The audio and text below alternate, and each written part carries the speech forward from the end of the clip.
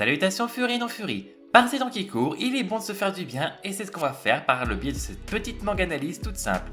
Préparez des bento, gardez un œil bienveillant sur vos proches qui en ont besoin, on va s'assurer que l'éveil à l'âge adulte reste le plus épanoui pour un fils bien-aimé. Sur Twitter existe un artiste nommé Okura dont la série est éditée en 4 tomes déjà, 3 de par chez nous, ce qui le démarque de la production manga classique puisqu'il ne soumet pas sa série à la sérialisation en magazine de pré-publication et donc n'a pas à modifier son histoire pour tenter de gratter des voix et gagner en popularité. Il ne travestit donc pas son histoire qui n'en a de toute façon pas besoin pour être intéressante. Assez intéressante pour qu'une maison d'édition ait offert de rassembler ses strips en manga reliés et les vendre, au point qu'en France, les éditions Akata aient traduit le dit manga pour notre plus grand bonheur. A noter qu'Okura a aussi participé au manga Comme un nuage aux mêmes éditions. A noter aussi que c'est grâce à son travail qu'Okura a pu faire son coming out auprès de sa mère. Mais ce manga, de quoi parle-t-il donc ?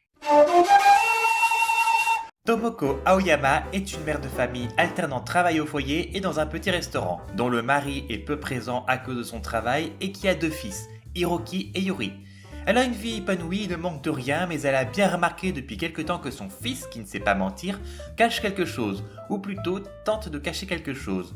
Mais comme Tomoko est une maman perspicace, elle ne met pas longtemps à se figurer que son fils est peut-être attiré par les hommes, ce qui est fortement sous-entendu sans qu'on ne pose le mot, et qu'Hiroki ne sait évidemment pas cacher tellement il est transparent. Mais elle ne prend pas la chose si mal que ça et attend tranquillement que son fils soit prêt à faire son coming out en s'assurant qu'il ne manque de rien et que son foyer reste un lieu où il fait bon vivre sans avoir à s'inquiéter du qu'en dira-t-on, sans compter que quelqu'un d'autre dans l'entourage ne semble pas si ouvert sur la question. Comme déjà dit, la série est publiée sur Twitter, qui n'est pas adapté pour présenter de gros chapitres chronophages en temps de lecture. On a donc des chapitres relativement courts, en général 5 pages, jusqu'au tome 3 où ça se rallonge par moment, qui forment des mangas de 21 chapitres et qui se lisent tranquillement. Chacun de ces chapitres sera centré sur un événement mineur de la vie quotidienne autour d'Hiroki et qui va entraîner une réflexion bienveillante et dédramatisante de la part de Tomoko. Chacune de ces réflexions rappelant qu'être homosexuel n'est absolument pas différent d'être hétéro dans le fond.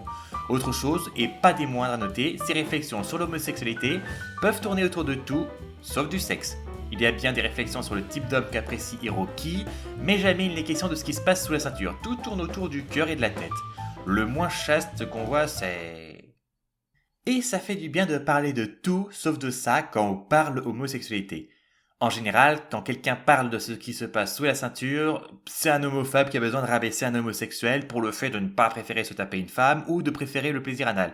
Ça fait qu'en fait, les plus gros adeptes de fétiches homo, ce sont les homophobes eux-mêmes.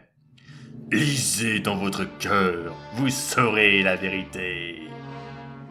Ou alors, si ça parle de cul, c'est l'autre problème qui se pose. En Occident où le sexe est souvent, trop souvent, un argument de vente pour un public adulte, ça rend le fond plus plat et moins intéressant.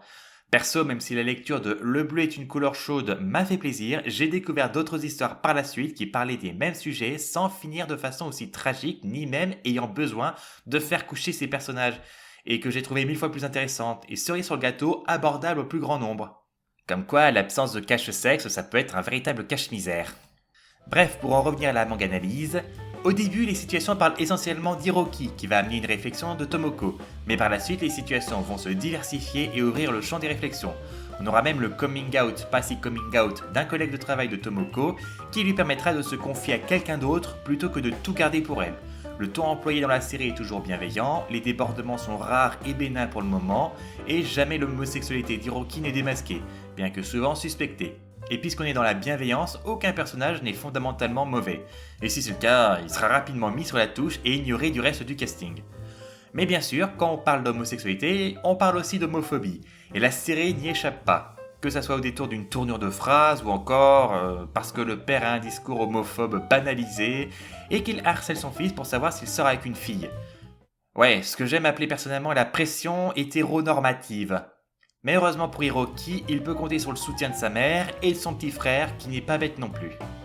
C'est bizarre, j'ai l'impression d'avoir dit tout ce que j'avais à dire sur le scénario. Bon suivant. Si vous avez bien suivi, on peut dire que Je crois que mon fils est gay est traité un peu comme un shoujo, bien qu'il ne soit pas classé comme tel puisqu'un shoujo c'est un manga qui vise d'abord un public féminin adolescent. Ici c'est un manga dit familial, mais s'il a le ton d'un shoujo, il en a aussi un graphisme assez approchant avec ses personnages au visage rond, ses effets de brillance ou l'absence de contraste fort qui met rarement le spectateur dans la tension dramatique. Pour dire, les seuls moments où je me souviens des contrastes quand j'y pense, ce sont ceux lorsqu'Hiroki rougit comme une piwane. Et encore, c'est sans compter la présence de Daigo ou le tablier de Tomoko, qui ne sont pas aussi récurrents que les rougissements. Sinon, que dire d'autre Le dessin et le lignage sont propres, les perspectives sont présentes dans un nombre limité de cases, mais c'est très réussi quand elles sont là, et quand Okura met du détail, ça rend les décors très vivants.